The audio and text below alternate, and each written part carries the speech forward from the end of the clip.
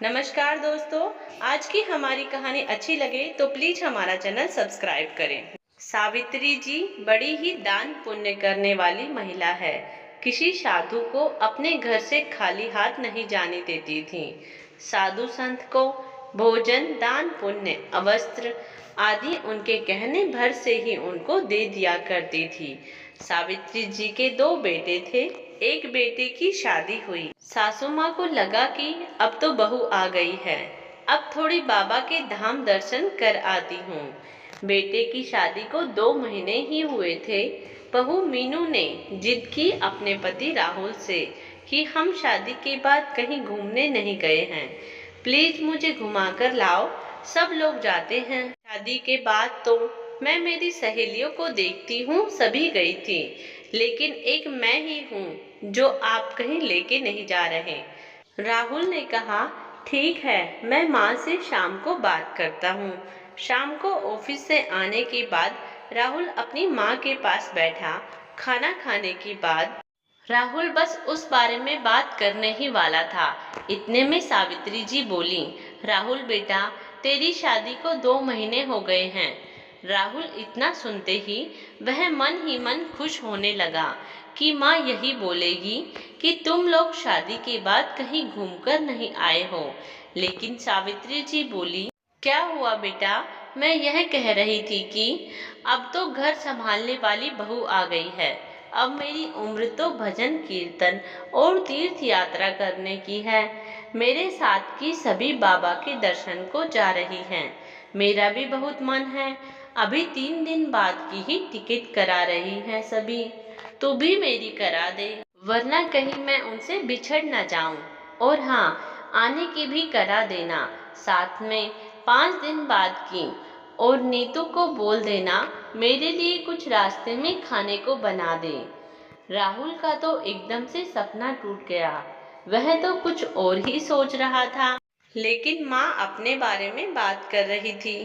अंदर रसोई में खड़ी नीतू भी उदास हो गई। अब माँ जी की घूमने की तैयारी हो रही है। जिस दिन माँ की टिकट थी, सुबह से घर में माँ ने अपना सामान वगैरह सभी कुछ अच्छे से रख दिया ना। राहुल से चिल्ला रही थी और कहा, नीतू का ख्याल रखना। और नीतू बहू, तू घर का ख्याल रखना। अब तुम्हारे ऊपर ही है घर। मेरा तो क्या है, मैं वैसे भी बुजुर्ग हो चुकी हूँ। और इतना कहकर सावित्री जी निकल जाती हैं। तब नीतू बहुत उदास थी। राहुल से उस दिन बात भी नहीं की। शाम को नीतू ने अपनी किसी सहेली से बात की तो उसने सलाह दी कि क्यों उदास होती है, तेरी सास चली गई है तो तू भी चली जा। उनको क्या पता तू घर है या बाहर, और उनके आने से पहले आ जाना। शाम को जब राहुल घर आया तब नीतू फिर से जिद करने लगी, माँ भी तो गई है घूमने इस उम्र में भी, और आप हो कि मुझे कहीं लेके ही नहीं जाते हो। आखिरकार राहुल मान जाता है और दोनों रात की ट्रेन से दोनों शिमला के लिए निकल जाते हैं। सुबह शिमला पहुंच जाते हैं। नीतू और राहुल ने 4 दिन में अच्छे से शिमला घूमा और फिर रात की ही टिकट करा ली और माँ से पहले घर पहुंच गए। पर घर का ताला खोलते ही उनके तो होश उड़ गए। सारा घर बिखरा हुआ था। नीतू भागकर अपने कमरे में गई। वहां देखा कि अलमारी भी टूटी हुई थी और उसमें रखा सामान भी गायब था। अब नीतू तो वहीं पर सर पकड़कर बैठ गई। राहुल अंदर आया और देखा कि नीतू की कोई भी ज्वेलरी नहीं थी। अब दोनों बाहर चुपचाप बैठे हुए थे। दोपहर तक माँ जी घर आई। उन्होंने सब देखा कि क्या हुआ है घर पे आखिर, और तुम लोग इतने उदास क्यों हो।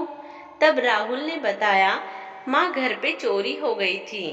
माँ तो एकदम सदमे में चली गई। सावित्री जी भागकर अपने कमरे में गई और अपनी संदूक देखी कि मेरी छोटी बहू के गहने रखे हुए थे इसमें तो, लेकिन वो संदूक वैसी की वैसी रखी हुई थी जैसी सावित्री जी ने छोड़ी थी। सावित्री जी ने गहरी सांस ली और बाहर आई।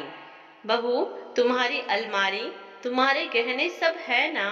फिर नीतू के कमरे में गई तो देखा अलमारी टूटी हुई थी और बिल्कुल खाली थी। नीतू तेज तेज रोने लगती है। माँ जी, सब मेरी वजह से हुआ है, मेरी गलती है। ना मैं जिद करती, ना ये सब होता। मैंने आपका विश्वास तोड़ा है। आप मेरे भरोसे घर छोड़कर गए थे और मैं। नीतू तेज तेज रोने लगती है। सावित्री जी को इस बात का एहसास भी ना था कि नीतू की क्या गलती है।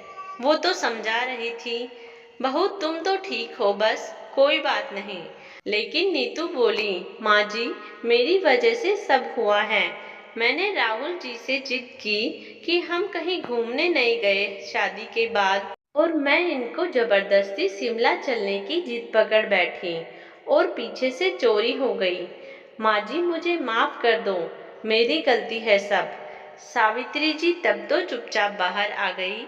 फिर शाम को जब खाने का वक्त हुआ तब सावित्री जी नीतू के पास गई और बोली, अब शौक करने से चोर वापस आकर तेरे गहने देकर नहीं जाएगा, इसलिए छोड़ अब। और कोई बात नहीं, गलती इंसान से ही होती है। और चल अब खिचड़ी बनाते हैं। खाना बनाना मेरी बस की भी नहीं है और तेरी भी। नीतू को अपने गले से लगा लिया। नीतू को पहली बार एहसास हुआ कि जैसे सावित्री जी मेरी सास नहीं, मेरी माँ से भी बढ़कर है। क्योंकि जब इस बात का मेरी माँ को पता चलेगा तो माँ भी डांटेगी और सासू माँ ने कुछ नहीं कहा। अब से नीतू और सावित्री जी का रिश्ता माँ बेटी से भी बढ़कर हो गया और दोनों प्यार से रहने लगी।